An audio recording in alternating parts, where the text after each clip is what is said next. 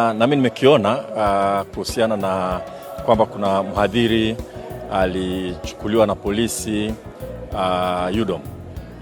Nimeongea na waziri wa mambo ya ndani Mheshimiwa Simbachawene.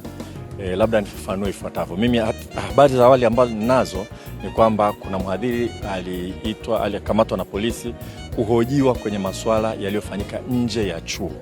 Lakini nadhani waziri Mheshimiwa Simbachawene anaendelea kufuatilia ajue nini kinaendelea. Lakini niseme hivi kwamba mhadhiri anapokuwa anafundisha darasani yuko huru kufundisha, kwa sababu tunaamini atafundisha kwa weledi. Na kama kutakutokea na makosa ya kiweledi katika ufundishaji ama kwa kutoa matamshi, pengine kuna mambo mengine sensitive, mambo ya dini kwa mfano na siasa za vyama na kadhalika, kama kuna kitu kama hicho ambacho kina ukakasi, mamlaka yake ya kumshughulikia sio polisi. Yeye atachunguzwa na mamlaka ya chuo, kuanzia mkuu wake wa idara, mkuu wa kitivo na vice chancellor na senate.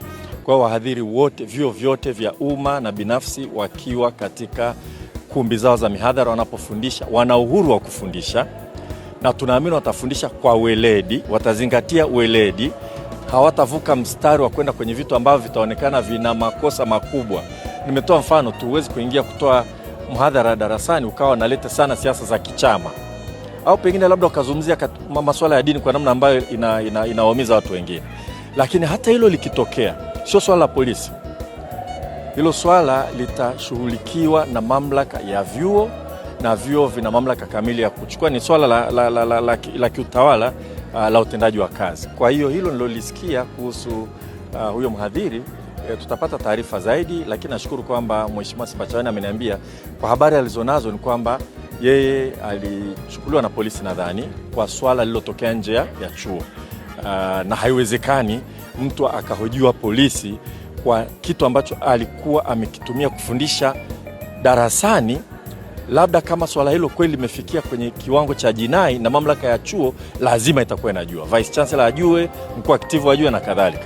Kwa tusingependa tulete taharuki kwa wahadhiri, wadhani kwamba tunawaingilia na kwenda mihadhara yao na kusikiliza na kuwashughulikia.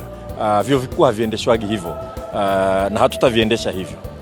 Lakini nasisitiza kwamba hata wakati wa kutoa mihadhara tuwe na weledi, professionalism. Nenda kafundisha kile ambacho unaenda kufundisha.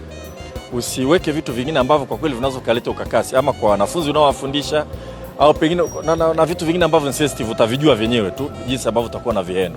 Na vikitokea hivyo, kama nilivyosema, kuna mamlaka ya ndani ya chuo itashughulikia. Sitarajii nisikie mhadhiri amekamatwa na polisi kwa kitu alichokuwa akikifundisha darasani. Lakini ukifundisha darasani kwa namna unakiuka maadili kwa mfano, au weledi, unaweza kuchukuliwa hatua na chuo chako.